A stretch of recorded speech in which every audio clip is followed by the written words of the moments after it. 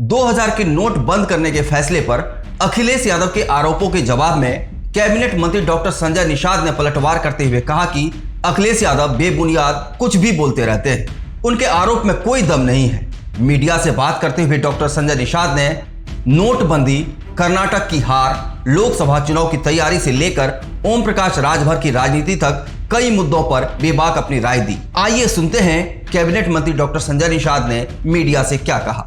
8 नवंबर 2016 को पीएम नरेंद्र मोदी ने नोटबंदी की थी और एक बार फिर से आरबीआई ने 2000 के गुलाबी नोट जो 2016 को चलन में आए थे उनको चलन से बाहर करने का फैसला लिया है। और हालांकि 30 सितंबर तक ये नोट चलेंगे। ये किस तरह का फैसला है और विपक्ष खासतौर पर अखिलेश यादव इसको लेकर सवाल खड़ा कर रहे हैं।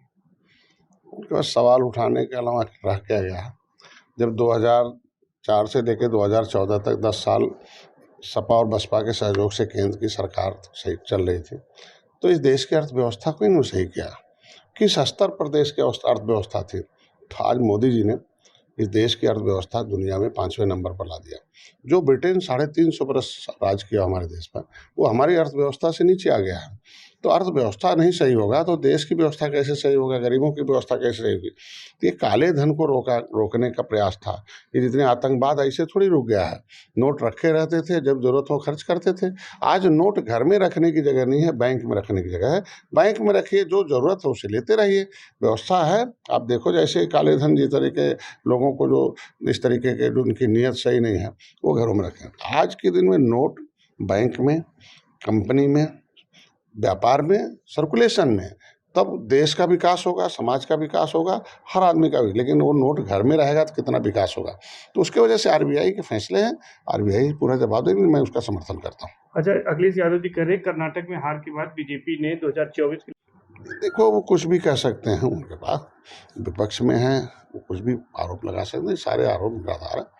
वहाँ की हार सिरोधार है, मैं बधाई देता हूँ। वहाँ जो सरकार बनी है, शुभकामनाएं हमारी हैं, लेकिन वो जनता की सेवा करें और जनता की सेवा में खरा उतरें।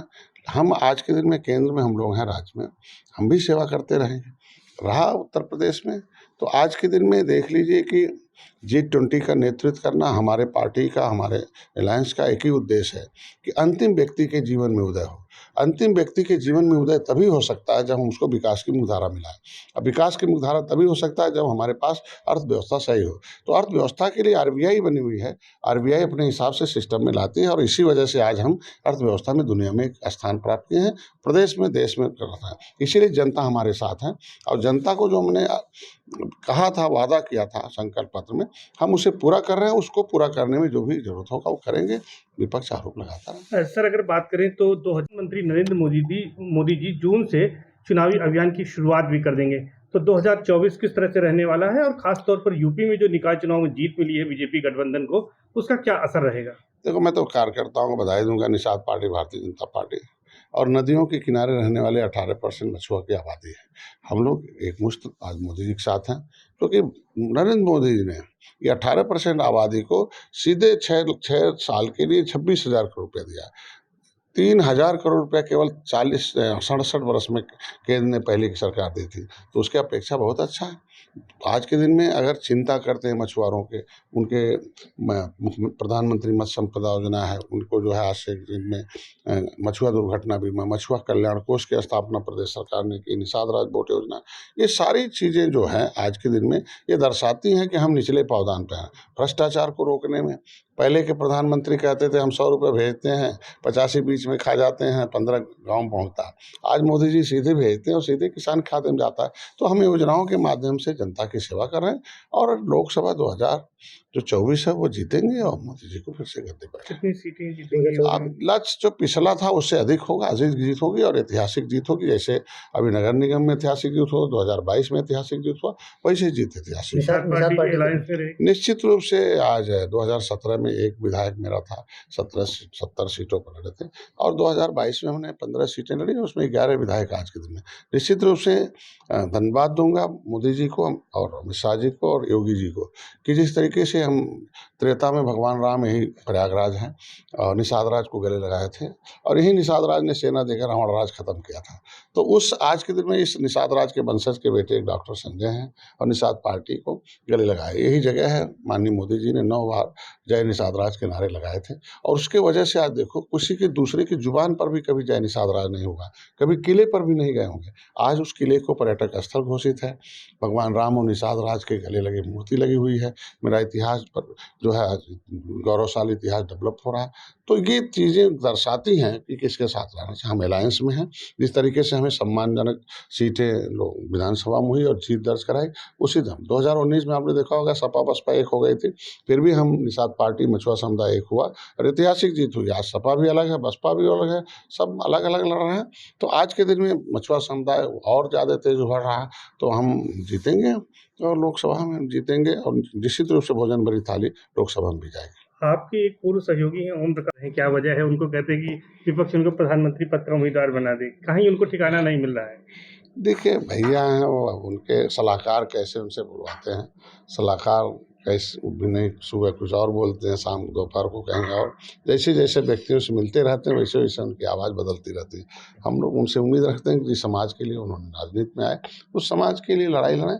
और ये सब भारतीय राजनीति है, उसके लिए एक बड़ी पार्टी भारतीय जनता पार्टी है और हम लोग मिलके सभी जाति सभी धर्म बिना भेदभाव के सभी लोगों को उस योजनाओं का लाभ तो भैया को साथ लाएंगे क्या? देखिए भाई, बड़ी पार्टी भारतीय जनता पार्टी और भैया है, उनको क्या है, इससे अगर आते हैं तो स्वागत है, उसमें हमको कोई हम लोग का विरोध नहीं। कोई पैचअप कराएंगे आप बीजेपी से उनका? देखिए हम लोग अपने हम अपने समुदाय के निर्बल इंडियन शोषित हमारा आंदोलन कि जो राजनीति के शिकार थे वो निर्बल थे, राजनीति के हिस्सेदार सबल थे। अब इनकी योजनाओं के माध्यम से, बजट के माध्यम से, इनके पढ़ने लिखने का, शिक्षा का बजट है, चिकित्सा का बजट है, घर बनाने का बजट है, टेक्निकल शिक्षा का है, इनको अनुदान देकर, तो हर तरह से इनको आगे बढ़ाने का काम है। और इनका एक आरक्षण का मुद्दा, वो भी आज के दिन में पार्टी खड़ी और बड़ी होने का नतीजा है कि हम प्रधानमंत्री तक, उस टेबल तक पहुंचा रखे हैं इनको। तो आज हम लोग सौभाग्यशाली हैं कि पहले हम किसी मुख्यमंत्री तक जाते थे तो डंडे खाते थे, आज प्रधानमंत्री दरवाज़ा खोलकर, माननीय गृह मंत्री जी प्रेम से हमारे समुदाय हम लोग बातें सुनते हैं और उस पर चर्चा भी होती है। तो हम लोग वकील हैं, वो जज हैं, और निश्चित रूप से समय आने पर जिस तरीके से धारा 370 70 साल में ख़त्म हुआ और जिस तरीके से राम मंदिर बना है, उसी तरीके से इस मछुआ समुदाय की समस्याओं का भी समाधान होगा। बीजेपी से जब से हटे हैं तब से वो भटक रहे हैं, क्या उनको आ जाना चाहिए? देखो, राजनीति में कुछ लटकाने और भटकाने वाले व्यक्ति होते हैं। अब जैसे संगत होगी वैसे ही होगा, उनके बारे में कुछ नहीं कह सकते। संगत सही नहीं क्या ओम प्रकाश जी? अगर हो रहा होता तो जब आए थे तो क्या थे, और जब चले गए तो क्या थे, और अब फिर कहीं और गए तो क्या थे, फिर हट गए तो कहाँ हैं, सारी आ जाना चाहिए। निश्चित रूप से कुछ न कुछ उनको। देखिए, मैं कहता हूँ किसी भी पार्टी का राष्ट्रीय अध्यक्ष हो, उसकी पार्टी जब बनती है तो उसका एक उद्देश्य होता है, उस उद्देश्य के प्रति काम करना चाहिए और राजनीति में जब अवसर मिले तो उस उद्देश्य की पूर्ति के लिए आगे बढ़ना। भटक गए हैं ओम प्रकाश जी? अब देखने में लगता ही है कि अपने अपने उद्देश्यों से भटके हुए हैं, इसीलिए तो आज के दिन में सही नहीं है। उस उद्देश्यों से भटके, उसके लिए उनके लोग हमारे साथ हैं। इस चैनल को देखने के लिए आप इसे लाइक, शेयर और सब्सक्राइब करें।